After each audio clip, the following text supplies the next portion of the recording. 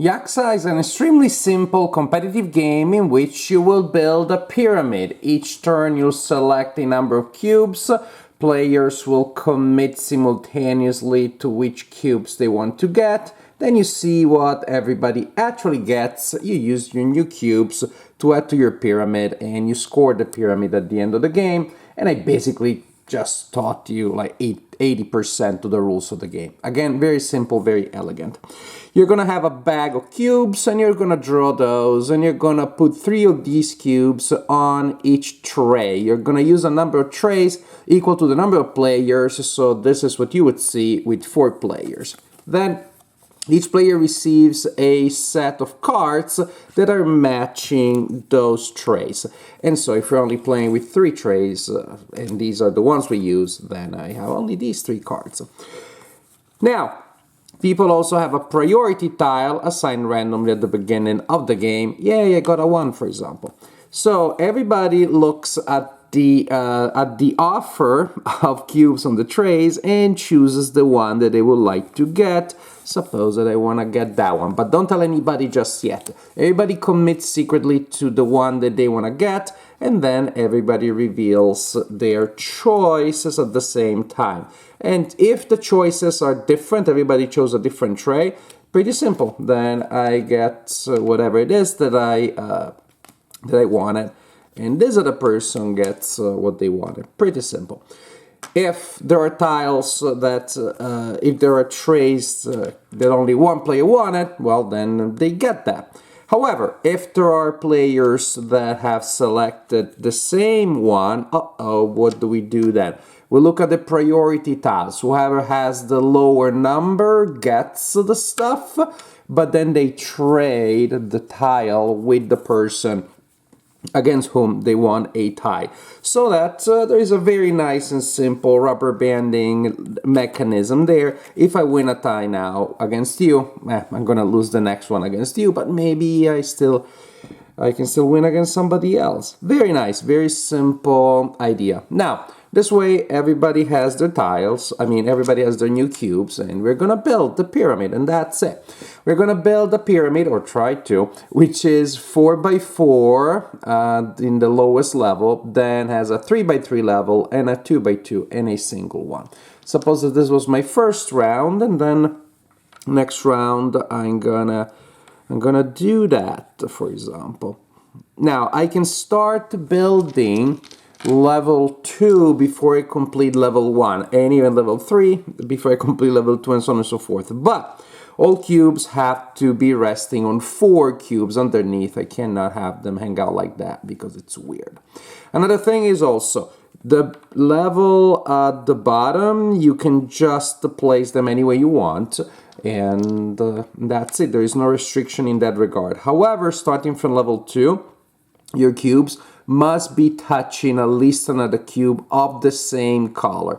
In that case, for example, this is allowed because there is another of these kind of brownish cubes there. And again, from level 2, it can be at any level. So, for example, this other cube is also allowed. It doesn't have anything underneath, but it is adjacent to a cube of the same color on the same level. And this is the general idea. That's how you acquire cubes and you build cubes. Because of the restriction about the colors, you may not be able to actually complete the pyramid. Some of the later cubes you may not be able to place, and if that is the case, tough. At the end of the game, you will score groups of cubes that you can actually see. So that kind of like turquoise cube, if I do build my pyramid, it gets covered and I don't get to score it. And that's life, my little cube. That's life. Thank you for your contribution, but you don't get to be scored. So if by the way, don't judge me. I'm putting cubes there randomly now. I'm not checking if I am following the adjacency rule, because that's how I roll. Now, yay, pyramid, possibly legal, but good enough for an example. When we're done for 10 rounds, everybody will have had a chance of building this pyramid. We score. We'll look at each group of cubes, at the largest group of cubes that adjacent to one another. And so, for example, here, ooh, this like brownish, orangish one's pretty good. I got 1, 2, 3, 4, 5, 6, 7, 8 cubes in there. And simply I look at the player rating and see how many points that's worth. For that color, I score 18 points. Yellow, I think I have a group of 2 only. That's my largest. And so for yellow, I only score 2 points, and so on and so forth. This color here, dark green, brownish, no, I mean bluish, I got 4. And so that's how you score those points. You will also have 3 cards that are selected randomly, or you can choose them, and they're placed on the table at the beginning of the game for everybody to see, and those are things that everybody can try to score. Differently from other games of this kind, where you have this variable scoring, there isn't a matter of like, first player gets something, second player gets something, third player gets less, and so on and so forth. It's 5 points, and that's it. The player with the most, the player who can fulfill the requirement best, scores 5 points. Other players do not, get 0. Unless there's a tie, then all the tied players score 3 points. Collect points from your pyramid and from these cards, and the player with the highest score wins the game. This is an excellent game. I'm super impressed by a game that is this simple, yet this elegant and this engaging and compelling. I played it with my adult friends during game night, some mathematicians and some like me trying to figure out things without that level of vision, I guess, and we all had a great time. No one thought like, oh, this is just a simple, light, impoverished filler. Everybody thought this is a legitimate design that draws you in with interesting choices, super simple rules, and deep decision making. But the number of rules that you have, and there's no reading involved, I think you could play this one with a 5-year-old. I don't think they would have any problem figuring out the rules. Of course, the strategy may be less sophisticated, but you could turn this into a family game, almost like a children game. I guess then people will cry, oh, they stole my things, my cubes.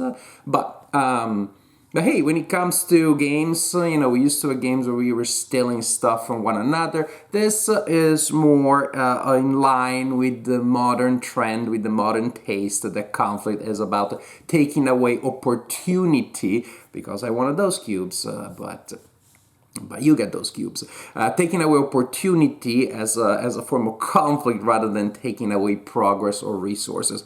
But everybody gets something. Everybody gets exactly the same. So again, emotionally, from the point of view of the satisfaction, you're always building, you're always progressing, you're always ending with something that you didn't have at the beginning. That's fun. That's the kind of emotional journey that I want these days. Even from my competitive games, I want them to be more of like a parallel race towards the same goal. That is something that I personally enjoy these days, and I see that the market has been going in that direction. So what we have here is a game that has super light decisions from the point of view of the rules. Super light rules. But the decisions really seem interesting and they pay off.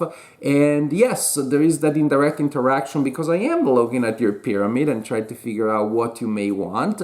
And so also looking at which priority tile I have, I decide, well, should I go against this player here who may want the same thing? And then I end up being stuck with whatever, or I go for this one, which is maybe not my favorite right now, but it's better than if I get stuck with whatever, and it looks like no one else wants it. Very interesting decision making around such a simple idea.